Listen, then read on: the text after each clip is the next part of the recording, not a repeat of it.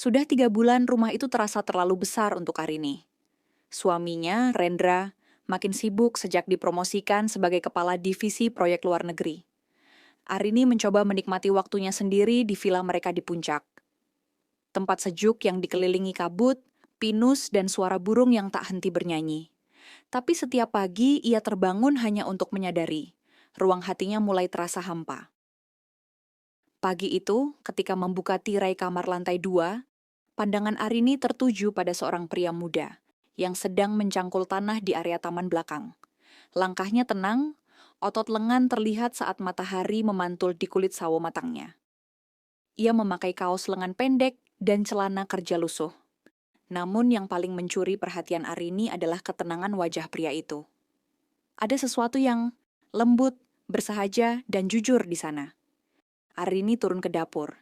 Ia mengisi teko teh dan menyiapkan 2 gelas. Entah kenapa, ia merasa harus menyapanya. "Mas," sapa Arini ketika ia keluar membawa nampan. "Sebentar dulu, ini buat Mas minum." Pria itu menoleh, lalu tersenyum. Senyuman yang seketika membuat dada Arini bergetar. "Terima kasih, Bu," jawabnya sambil menyeka keringat di dahi. "Saya Bima, tukang kebun baru. Pak Rendra yang bilang saya bisa bantu merapikan taman selama beliau di luar kota." "Oh, begitu." Arini mengangguk pelan. Ia mengulurkan gelas teh hangat. "Saya Arini."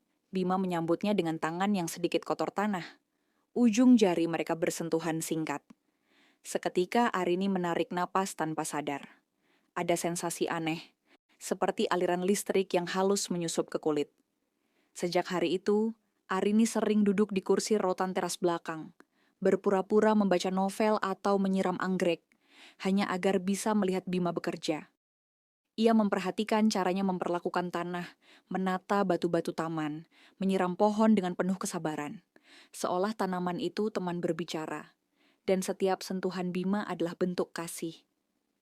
Kadang mereka berbincang ringan, tentang cuaca, tentang bunga-bunga yang tumbuh, atau tentang kenangan masa kecil Bima di desa. Arini merasa seperti remaja lagi. Dada sering berdebar tanpa alasan. Senyum Bima selalu menyentuh sesuatu yang lembut di hatinya. Suatu sore, ketika Arini sedang menata vas bunga di ruang tengah, Bima lewat membawa pot besar. Saat melihat Arini hampir kehilangan keseimbangan karena bangku kecil yang ia injak goyah, Bima dengan sigap menghampiri dan menopang tubuhnya. "Bu, hati-hati," katanya. Tangan kirinya menggenggam lengan Arini, dan satu tangannya menahan pinggang wanita itu agar tak jatuh. Arini mematung. Bima juga. Hanya suara detik jam di ruang tamu yang terdengar. Perlahan, Arini mengangguk. "Terima kasih," tapi ia tak segera melepaskan diri dari genggaman itu. Bahkan saat ia akhirnya mundur satu langkah, wajahnya masih berjarak hanya beberapa jengkal dari dada Bima. "Saya nggak bermaksud lancang, Bu," gumam Bima. Arini menatapnya, kemudian tersenyum lembut tapi sedikit bingung. "Enggak, Mas. Saya malah berterima kasih." Hari itu, angin sore membawa harum rumput basah dan aroma tanah. Tapi yang paling membekas di Arini adalah hangatnya sentuhan tangan Bima di pinggangnya. Sentuhan yang begitu sopan, namun membuatnya merasa hidup kembali. Langit mendung sejak siang. Aroma hujan menggantung di udara. Pekat seperti kabut yang turun pelan dari lereng-lereng pegunungan. Arini duduk di kursi rotan, membungkus tubuhnya dengan syal tipis. Di kejauhan, ia melihat Bima masih menyapu daun-daun kering yang berserakan di halaman. "Mas Bima, hujannya sebentar lagi turun." Seru Arini, suaranya mengalahkan angin. Bima hanya melambaikan tangan. "Masih sedikit lagi, Bu, nanti saya masuk." Arini menghela napas dan masuk ke dapur. Ia menyeduh teh jahe dan menyiapkan handuk. Hujan mulai jatuh, rintiknya besar dan deras. Beberapa menit kemudian, Bima muncul di ambang pintu belakang. Basah kuyup, rambutnya lepek, kaosnya menempel ketat di tubuhnya. "Mas Bima, cepat masuk!" Arini buru-buru menyodorkan handuk. "Aduh, kenapa nggak langsung masuk saja tadi?" Bima tersenyum kecil sambil menggosok rambutnya. "Tadi belum selesai nyapu. Saya nggak enak kalau ninggalin begitu aja." Arini memandang pria itu dalam diam sesaat. Ada sesuatu dalam ketulusan Bima yang membuatnya lemah. Ia menunjuk ke ruang tengah yang hangat. Sini, duduk dekat perapian. Biar nggak masuk angin. Dengan ragu, Bima menurut. Arini duduk di ujung sofa, sementara Bima di lantai dekat api kecil yang menyala dalam tungku keramik. Pakaian basahnya mulai menguap. Arini mengambil selimut tipis dan meletakkannya di pundak Bima. "Mas sering sakit?" tanya Arini pelan. Bima menggeleng. "Enggak, Bu. Badan saya udah biasa kena hujan." "Kuat ya?" Arini tersenyum tipis. Tapi matanya tak bisa menyembunyikan perasaan yang lebih dalam dari sekadar kagum. Lalu, listrik padam. Gelap langsung menyelimuti ruangan. Hanya cahaya api dari tungku yang menari lembut di dinding. Arini mendekat pelan, duduk di karpet, hanya beberapa jengkal dari Bima. Suasana hening. Jantungnya berdetak keras, seolah bisa terdengar dalam gelap. "Bu," suara Bima pelan, "kenapa ibu sering kelihatan sedih?" Pertanyaan itu membuat Arini menoleh. Saya nggak tahu, mungkin karena terlalu lama sendiri." Bima mengangguk perlahan. Mereka saling menatap. Cahaya dari perapian membuat wajah mereka terlihat hangat, dekat. Arini bisa merasakan detak jantungnya sendiri memuncak. Bima meraih tangan Arini, pelan, seolah minta izin.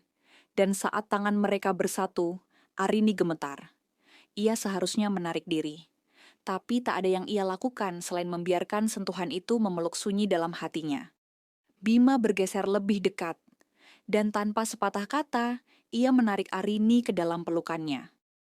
Pelukan itu bukan pelukan yang terburu-buru, bukan pula penuh nafsu, justru sebaliknya, hangat, penuh rasa sayang dan perlindungan. Arini memejamkan mata, membiarkan kepalanya bersandar di dada Bima. Aroma tubuh pria itu bercampur tanah dan teh jahe, dan itu anehnya menenangkan. Kemudian, Bima mengecup pelan keningnya. Hanya sekali, tapi cukup untuk membuat Arini menahan napas. Hatinya sudah remuk sejak lama karena kesepian.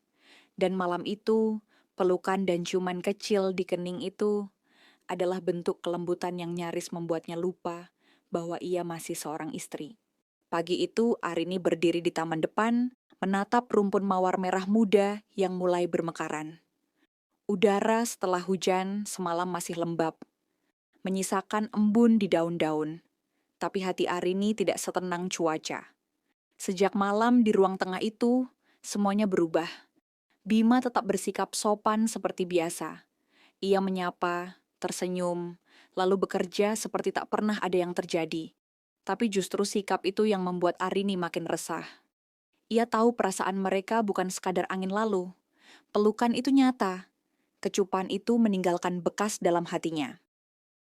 Dengan hati yang berat, Arini mengambil gunting tanaman dan mendekati mawar. Ia butuh sesuatu untuk mengalihkan pikirannya. Tapi ketika ia membungkuk dan menarik batang mawar dengan tangan kiri, duri tajam menusuk telapak tangannya. "Aduh!" Arini meringis.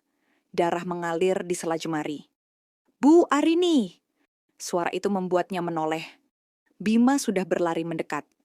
Dengan sigap, ia meraih tangan Arini dan menariknya menjauh dari semak mawar. "Sini, saya lihat," katanya, suaranya cemas. Arini hanya bisa diam, matanya menatap tangan Bima, yang memegang tangannya dengan begitu hati-hati. Ia melihat Bima mengambil sapu tangan dari saku celana dan membalut luka itu perlahan. Duri mawar itu kecil tapi tajam, bisa infeksi kalau nggak dibersihkan, gumam Bima. Arini menunduk. "Saya ceroboh." Bima menatapnya.